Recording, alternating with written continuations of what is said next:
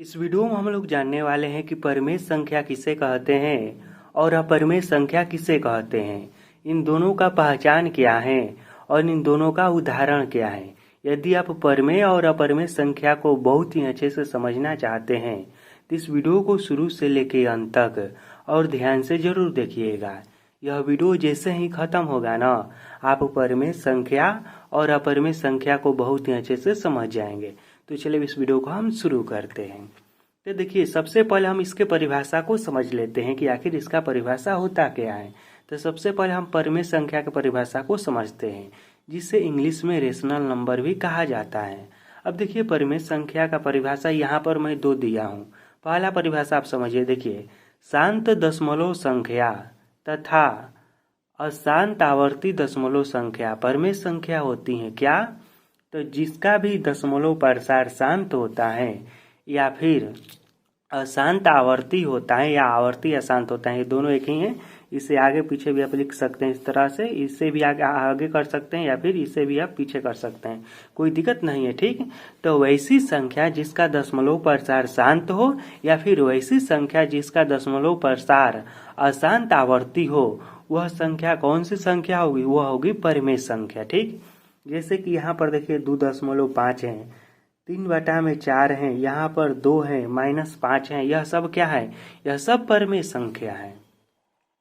और यह कौन सा संख्या? यह वाला शांत दशमलव संख्या है और यह है आवर्ती अशांत दशमलव संख्या। अब देखिए इसका दूसरा परिभाषा समझिए, जो कि यह वाला परिभाषा आपको अधिकांश जगह पर देखने को मिलता है। पहला परिभाषा मैंने आपको इसलिए बताया क्योंकि वह भी जानकारी रखना आपको जरूरी है, कुछ नया सीखेंगे। अब देखिए, यह वाला परिभाषा आप सभी लोग किताब में देखे होंगे कि वैसी संख्या जिसे हम P/Q के रूप में लिख सकते हैं, यानी कि वैसी संख्या जिसे P/Q के रूप में लिखा जा सकता है जहां पर Q 0 के बराबर न हो तथा P और Q कोई पूर्णांक संख्या हो, उसे ही परिमेय संख्या कहेंगे। परिमेय संख्या किसे कहेंगे? तो वैसी संख्या को हम परिमेय संख्या कहेंगे जिसे P/Q के रूप में लिख सकते हैं हम, जिसमें कभी भी नीचे वाला ऊपर वाला अंश होता है, नीचे वाला हर होता है ना, तो नीचे वाला हर कभी भी 0 के बराबर न हो, यानी कि 0 न हो, और P और Q कोई पूर्णांक संख्या हो तो उसे हम परिमेय संख्या कहेंगे। ठीक, तो मैं यह आशा करता हूं कि आप सभी लोग परिमेय संख्या को बहुत अच्छे से समझ गए होंगे। इसमें यदि आपको उदाहरण देना होगा तो कोई भी संख्या का उदाहरण दे सकते हैं, जैसे 1 2 3 4 5 6 सब इसमें भिन्न के भी रूप में दे सकते हैं, -1 2 3 4 इस तरह से माइनस में भी दे सकते हैं। ठीक, यह सब कौन सी संख्या है? यह सब परिमेय संख्या है। आप दशमलव के भी रूप में इसका उदाहरण दे सकते हैं। अब हम समझते हैं कि अपरिमेय संख्या क्या है, जिसे इंग्लिश में इरेशनल नंबर कहा जाता है। तो देखिए, अपरिमेय संख्या का भी हम दो यहाँ पर परिभाषा देंगे।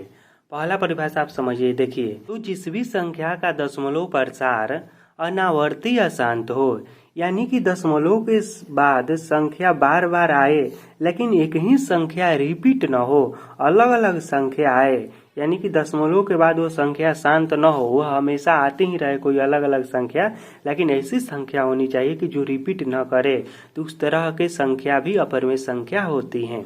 और दूसरा परिभाषा जो आसान वाला है वह यह है कि रूट वाली वैसी संख्या जिनका पूर्ण वर्ग न हो, उसे हम अपरिमेय संख्या कहेंगे। अपरिमेय संख्या किसे कहेंगे? तो रूट वाली वैसी संख्या जिसका पूरा वर्ग न हो, उसे हम अपरिमेय संख्या कहेंगे।